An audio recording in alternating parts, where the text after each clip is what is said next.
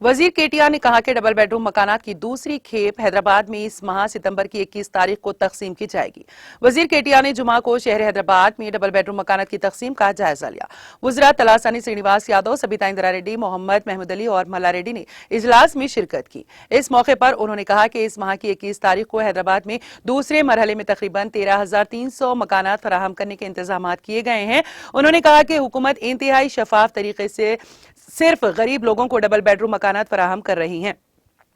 Double bedroom के घरों के इंतखाब में कोई मुलव्वज़ नहीं है। बताया जाता है कि मुस्तहिकीन के इंतखाब की जिम्मेदारी सरकारी अफसरान को सौंपी गई है और मुस्तहिकीन के इंतखाब के लिए कंप्यूटर पर मुबनी कुरान अंदाजी की जा रही है। ऐलान किया गया है कि जल्द ही हैदराबाद में गृह लक्ष्मी स्कीम का आगाज किया जाएगा।